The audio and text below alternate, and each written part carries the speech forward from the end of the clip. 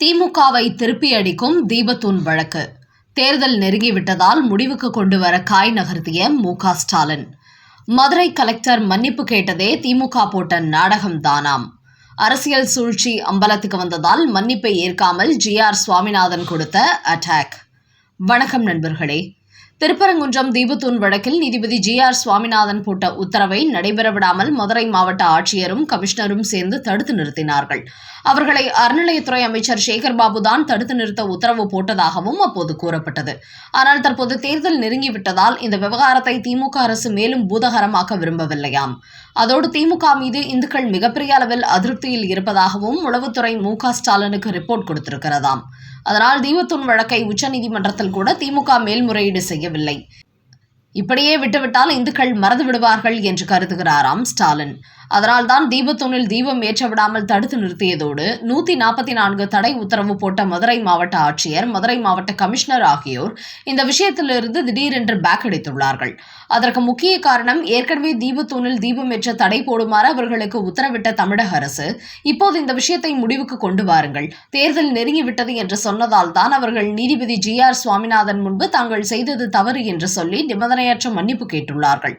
ஆனால் இப்படி திடீரென்று இவர்கள் நிபந்தனையற்ற மன்னிப்பு கேட்டு பல்டி அடிப்பதன் பின்னணியில் திமுக இருக்கிறது என்பதை புரிந்து கொண்ட நீதிபதி ஜி.ஆர். சுவாமிநாதன் நேற்று முன்தினம் நடைபெற்ற விசாரணையில் மதுரை மாவட்ட கலெக்டருக்கு ஒரு அதிர்ச்சி கொடுத்திருக்கிறார். அதாவது, மதுரை ஆட்சியர் பிரவீன்குமார் நீதிமன்ற அவமதிப்பு வழக்கை முடித்து வைக்க உத்தரவிட வேண்டும் என்று கோரிக்கை வைத்திருந்தார். அதையடுத்து மதுரை காவல் ஆணையர் தரப்பிலும் பதில் மனு தாக்கல் செய்யப்பட்டது. அப்போது நீதிபதி ஜி.ஆர். சுவாமிநாதனோ இந்த விவகாரத்தில் சட்டம் ஒழுங்கு காரணம் காட்டக்கூடாது என்று கூறினார். மேலும் நீதிமன்றம் உத்தரவிட்ட பிறகும் திட்டமிட்டபடி தீபத்தூணில் தீபம் ஏற்ற விடாமல் தடுத்திருக்கிறீர்கள், 144 தடை உத்தரவு போட்டுள்ளீர்கள். அப்படி இருக்கும்போது உங்களை எப்படி மன்னிக்க முடியும்? தீபத்தை ஏற்றவிடக்கூடாது என்பதற்காகத்தானே இதையெல்லாம் செய்துள்ளீர்கள். அது மட்டுமின்றி திருப்பரங்குன்றம் வழக்கில் தர்கா நிர்வாகம் மற்ற எதிர்மனுதாரர்கள் மேல்முறையீடு சென்றதை ஏற்றுக்கொள்ளலாம். ஆனால் கோவில் செயல் அலுவலரை முறையீடு சென்றது எப்படி ஏற்றுக்கொள்ள முடியும்? கோவிலையும் கோவில் வழிபாட்டு முறைகளையும் பாதுகாக்க வேண்டியவர்தானே இதற்கு எதிராக மேல்முறையீடு செய்கிறார்கள். அப்படியென்றால் இவர்கள் பின்னணியில் இருந்து இயக்குவது யார் என்று கேள்வி எழுப்பியுள்ள ஜி.ஆர். சுவாமிநாதன், சட்டத்துக்கு புறம்பாக அனைத்து வேலைகளையும் திட்டமிட்டே செய்துவிட்டு இப்போது நீங்கள் மன்னிப்பு கேட்டால் அதை ஏற்றுக்கொள்ள முடியாது.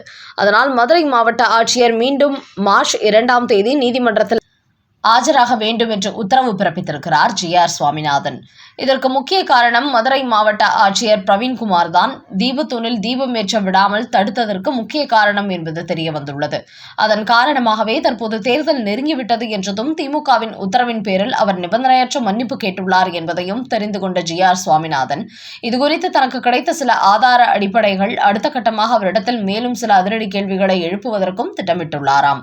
அதனால் இந்த வழக்கை இத்தோடு முடிவுக்கு கொண்டு வந்துவிட வேண்டும் என்று திமுக திட்டமிட்ட போதும் ஜி.ஆர். சுவாமிநாதன் இதை அத்தனை எளிதில் விடமாட்டார் என்பதும் தெரிய வந்துள்ளது. அடுத்த செய்தி. அண்ணாமலை தேர்தல் பொறுப்பாளர் பணியிலிருந்து விலகியது ஏன்? காரணங்களை அடுக்கும் கமலாலய புள்ளிகள். தமிழக பாஜகவின் முன்னாள் தலைவர் அண்ணாமலை பாஜகவின் தேர்தல் பொறுப்பாளர் பதவியிலிருந்து தன்னை விடுவித்துக் கொள்வதாக பாஜக மாநில தலைவர் நயினார் நாகேந்திரனிடத்தில் தெரிவித்திருக்கிறார். தனது தந்தையின் உடல் நலக்குறைவே இதற்கு காரணம், தன்னால் நீண்ட தூரம் பயணிக்க முடியாது என்பதனால் இந்த முடிவை எடுத்திருப்பதாகவும் அண்ணாமலை தெரிவித்தார். அதேபோல் பாஜக மாநில தலைவர் நயினார் நாகேந்திரனும் அண்ணாமலை சொன்ன காரணத்தை ஏற்றுக்கொண்டு அவரது இடத்திற்கு வேறு நபரை பொறுப்பாளராக நியமிக்கப் போவதாகவும் நேற்று தெரிவித்தார். இப்படி அண்ணாமலை ஒரு முடிவு எடுத்ததை அடுத்து அவர் பாஜக மீது அதிருப்தியில் இருப்பதாகவும் அதனால் விரைவில் புதிய கட்சியை ஆரம்பிக்கப் போவதாகவும் நேற்று முழுக்க ஊடகங்களில் பலதரப்பட்ட செய்திகள் வெளியாகி வந்தன. அதேபோல் சிங்காநல்லூர் தொகுதியில் நீங்கள் போட்டியிடப் போவதாக செய்திகள் வெளியாகி வருகிறதே என்று அண்ணாமலையிடத்தில் மீடியாக்கள் கேட்ட கேள்விக்கு, நான் போட்டியிட வேண்டுமா வேண்டாமா, எந்த தொகுதியில் போட்டியிட வேண்டும் என்பதை கட்சி மேலிடம்தான் முடிவெடுக்கும். மேலும் கட்சிக்கு என்ன வேலை செய்ய வேண்டும், கூட்டணிக்கு என்ன செய்ய வேண்டும் என்பது குறித்து விரைவில் பாஜக மேலிடம் அறிவிப்பார்கள்.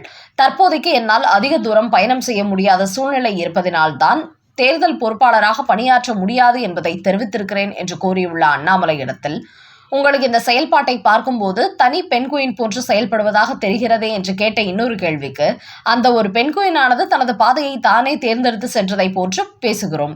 2014ஆம் ஆண்டு அந்த ஆவணப்படம் வெளியானது. அதேபோல் சில நேரம் அந்த ஒற்றை பெண்குயின் போன்று இருப்பதும் தவறில்லை என்று நான் நினைக்கிறேன் என்று கூறியுள்ளார் அண்ணாமலை.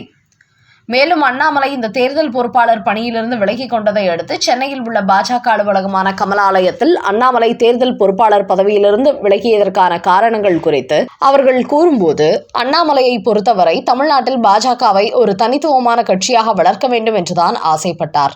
ஏற்கனவே திராவிட கட்சிகள் மீது தமிழ்நாடு மக்களுக்கு அதிருப்தி அதிகரித்திருப்பதால் அதை பயன்படுத்தி பாஜகவை பெரிய அளவில் வளர்க்க வேண்டும் என்று கடந்த மக்களவைத் தேர்தலில் கூட தனி கூட்டணி அமைத்து போட்டியிட்டார். அதில் வெற்றி பெறவில்லை என்றாலும் அதிகப்படியான வாக்கு வங்கி பெற்ற பாஜக பல தொகுதிகளில் அதிமுகவையே பின்னுக்கு தள்ளியது. இந்த நேரத்தில் 2026 சட்டமன்ற தேர்தலில் அதிமுகவுடன் கூட்டணி வைக்க வேண்டும் என்பதற்காக அண்ணாமலையை தலைவர் பதவியிலிருந்து மாற்றினார்கள். அதன் பிறகு தனக்கு டெல்லி மேலிடம் உரிய அங்கீகாரம் கொடுக்கும் என்று அண்ணாமலை எதிர்பார்த்தார். ஆனால் இப்போது வரை அவர்கள் அவருக்கு எந்தவித பதவியும் கொடுக்கவில்லை. அதன் காரணமாக அண்ணாமலை அதிருப்தியாக காணப்பட்டார். அதோடு தனக்கென்று தனிப்பட்ட கொள்கை இருந்தாலும் பாஜக மேலிடம் அதிமுகவுடன் கூட்டணி வைப்பதில் எடப்பாடி பழனிசாமியை முதலமைச்சராக்குவோம் என்றும் மேடைகளில் அறிவித்தார். ஆனால் அண்ணாமலை தலைவராக இருந்தபோது முக்கிய பொறுப்புகளையும் கொண்டு வர மாவட்ட நிர்வாகிகளை நயினார் நாகேந்திரன் வந்தபோது ஓரங்கட்டப்பட்டதால் அண்ணாமலையின் அதிருப்தி அதிகரிக்க தொடங்கியது. அதோடு அண்ணாமலை குறித்த சில புகார்களையும் டெல்லிக்கு அனுப்பினார் நயினார் நாகேந்திரன். குறிப்பாக டெல்லி மேலிடத்தில் அண்ணாமலையின் செல்வாக்கை குறைக்க வேண்டும் என்பதற்காகவே அவரை பற்றி டெல்லி மேலிடத்தில் தவறான தகவல்களை கொடுத்தார் நயினார் நாகேந்திரன். அதன் காரணமாகவே கூட்டணி பேச்சுவார்த்தையின் போது அண்ணாமலைக்கு முக்கியத்துவம் அளிக்கப்படவில்லை.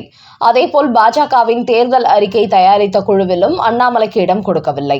அதோடு மீடியாக்களிடத்தில் அண்ணாமலையிடத்தில் சுமூகமான உறவில் இருப்பதாக காட்டிக்கொள்ளும் நயினார் நாகேந்திரன் திரைக்கு பின்னால் அவருக்கு எதிராகவே செயல்படுகிறார். அவரது ஆதரவாளர்களை கட்சி நிர்வாக பொறுப்பிலிருந்து நீக்கியதோடு அண்ணாமலையால் ஓரங்கட்டப்பட்ட KT ராகவனை பதவிக்கு கொண்டு வந்தார் நயினார் நாகேந்திரன்.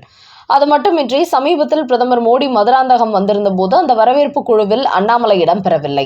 பிரதமர் மோடி மேடையில் இருக்கும்போது அவரை பேச விடாமல் அவரது வருகைக்கு முன்பே அண்ணாமலையை பேச வைத்தார்கள். இப்படி பல முக்கிய விஷயங்களில் அவரை ஓரங்கட்டியிருந்தார் நயினார் நாகேந்திரன். அதன் பிறகு 6 தொகுதிகளுக்கான பொறுப்பாளராக அண்ணாமலையை நியமித்தார். மோடி வந்ததெல்லாம் தன்னை ஓரங்கட்டிவிட்டு இப்போது களப்பணியாற்றுவதற்கு மட்டும் தனது பெயரை அவர் பட்டியலில் சேர்த்திருப்பதால் அண்ணாமலை கடும் கோபத்திற்கு ஆளாகிவிட்டார். அதன் காரணமாகவே தனது சொந்த காரணங்களை முன்வைத்து அவர் இந்த பொறுப்பிலிருந்து விலகியிருக்கிறார். குறிப்பாக ஆக்டிவாக செயல்பட்ட அண்ணாமலைக்கு இப்போது தமிழக பாஜகவில் முக்கியத்துவம் கொடுக்காததால் தான் அவர் இந்த பணிகளில் ஆர்வமில்லாமல் இருக்கிறார் என்பதை டெல்லி மேலிடம் தெரிந்து கொள்ள வேண்டும் என்பதற்காகவே அண்ணாமலை பொறுப்பிலிருந்து விலகியிருக்கிறார் என்றும் பாஜகவில் உள்ள சீனியர் புள்ளிகள் தெரிவிக்கிறார்கள். அந்த வகையில் டெல்லி மேலிடத்தின் கவனத்தை ஈர்க்க வேண்டும் என்பது மட்டுமின்றி தேர்தலில் கூட்டணி பேச்சுவார்த்தைகள், வாக்குறுதி பட்டியல், பிரதமர் மோடியின் பிரச்சாரங்களில் தன்னை ஓரங்கட்டிய நயினார் நாகேந்திரன் இப்போது ஊர் ஊராக சென்று பிரச்சாரம் செய்வதற்கு மட்டும் தனது பெயரை பட்டியலில் சேர்த்ததால் அவர் மீதான கோபத்தில்தான் அண்ணாமலை இப்போது சட்டசபை தேர்தலுக்கான பொறுப்பாளர் பதவியிலிருந்து விலகி இருக்கிறார் என்பது தெரிய வந்துள்ளது.